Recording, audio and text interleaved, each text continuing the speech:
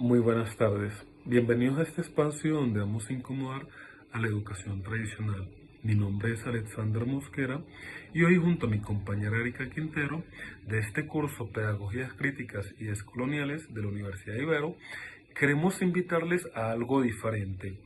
Pensar en la educación no solo como un proceso de enseñanza, sino como una práctica profundamente política, histórica y social. Les proponemos que dejemos de lado los libros de textos para adentrarnos en la realidad. En este episodio, titulado De la escuela tradicional a las pedagogías críticas, lecciones históricas para pensar la educación en Colombia y Latinoamérica, recorreremos momentos clave de nuestra historia para hacernos una pregunta incómoda.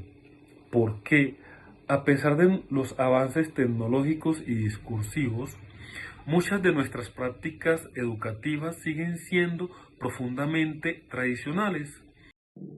Esa es la pregunta del millón, Alex. Qué gusto saludarte y sobre todo qué bueno es compartir este espacio.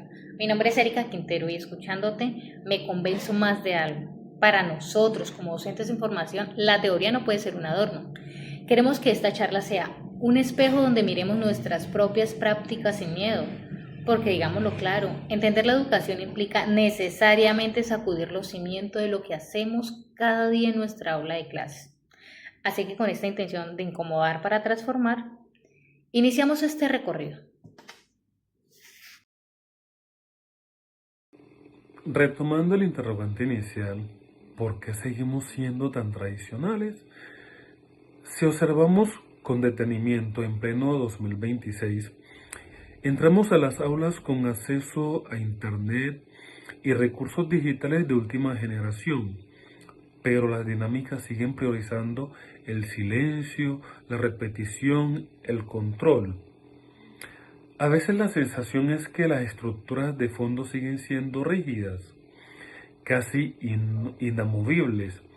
Es como si el fantasma de la vieja escuela todavía estuviese allí sentado en la última fila, vigilando en silencio que nadie se mueva y que todos miren sin cuestionar hacia el frente.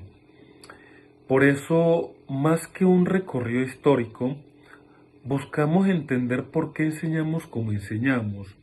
Así que pónganse incómodos porque este viaje tiene mucha tela que cortar y varias estaciones que nos van a sacar de nuestra zona de confort. Por supuesto que sí. Entonces, para entender estas tensiones, Alex, tenemos que situarnos a finales del siglo XIX.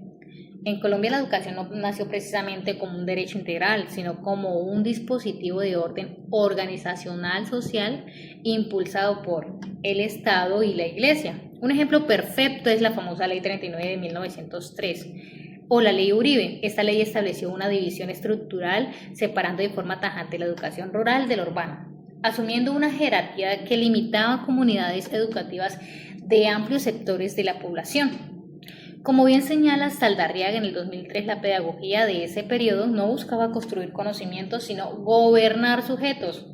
El maestro era agente regulador del cuerpo, conducta y moral. El silencio no era aprendizaje, sino pura obediencia. Del mismo modo, Zuluaga complementa esto diciendo que el saber era prioridad exclusiva del docente. El estudiante era receptor pasivo, un depositario de una verdad absoluta y fragmentada. Frente a esto surge la pregunta: ¿cuántas de estas huellas de control del cuerpo siguen vivas en nuestras aulas hoy? Pero como ninguna estructura es eterna, el mundo empezó a girar más rápido y el sistema tradicional no pudo aguantar tanto rigor. Durante el siglo XX, el movimiento de la escuela nueva trajo un fresco a Latinoamérica, introdujo un cambio significativo en la forma de percibir al alumno. Autores como Dewey, Montessori y De Crowley propusieron algo revolucionario, una educación enfocada en la experiencia y el interés del niño. Aquí la cosa da un giro de 180 grados. El estudiante dejó de ser un objeto de control para ser el sujeto el centro de la educación o el universo educativo. En Colombia, este enfoque permitió cuestionar la memoria vacía y vincular el aprendizaje con la vida cotidiana. El maestro pasó de ser el dictador para intentar ser un guía. Lo curioso, Erika, es que muchas lecciones de hace siglos, como el trabajo colaborativo o el respeto a los ritmos individuales, hoy nos lo venden como innovaciones asombrosas en los diplomados modernos. Sin embargo, nos queda la espina dorsal, porque esta formación no fue homogénea. Aquí es pertinente preguntarnos, ¿lograron estos modelos impactar realmente a los sectores rurales y sectoriales y excluidos o se quedaron solo en las élites? Esta pregunta nos permite identificar una problemática clave del contexto: la persistencia de desigualdades en el acceso a modelos pedagógicos y transformadores.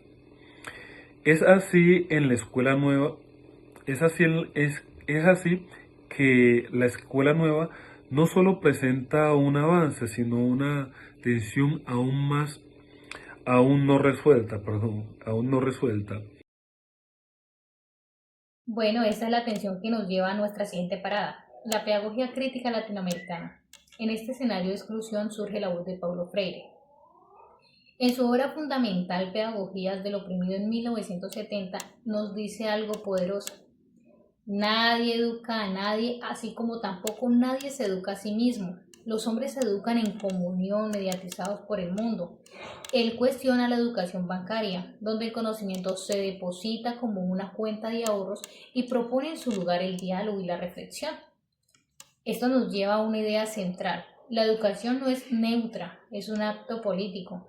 Si yo enseño a leer y escribir, pero no enseño a entender por qué hay injusticia en el barrio, por qué nuestra tierra está en conflicto, estoy haciendo educación bancarizada disfrazada. Educar es permitir que el alumno nombre su propio mundo para poder transformarlo. La pedagogía crítica nos ofrece entonces una herramienta clave para cumplir con el reto de interpretar el contexto y generar respuestas pedagógicas pertinentes. Exacto, y no, y no quedarnos solo en la teoría. Hay un momento en la historia de Colombia. Estas ideas tomaron cuerpo con el movimiento pedagógico de los años 80. Fue ahí, en medio de la efervescencia social, donde los maestros se organizaron.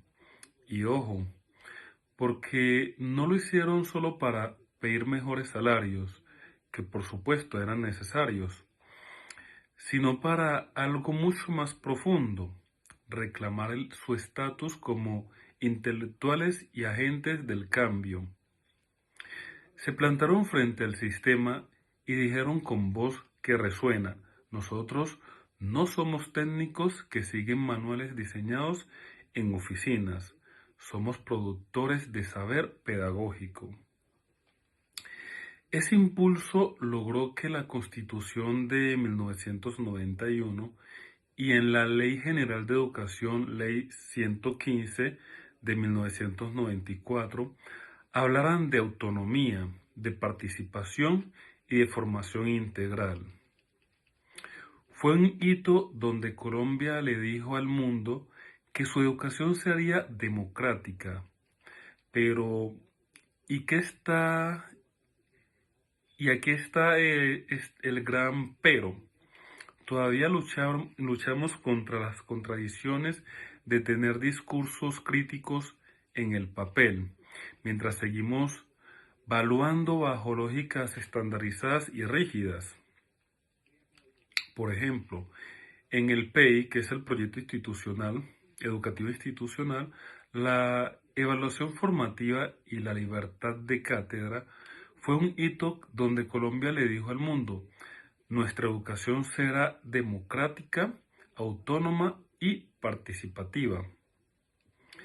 Esta contradicción evidencia un problema estructural que el contexto educativo, que el contexto educativo actual, la coexistencia entre discursos pedagógicos críticos y prácticas institucionales tradicionales, y como parte de la reflexión y el feedback, para nosotros hoy interpretar esta tensión es fundamental para generar estrategias pedagógicas que no se limiten a reproducir modelos, sino que respondan de manera crítica a las realidades educativas.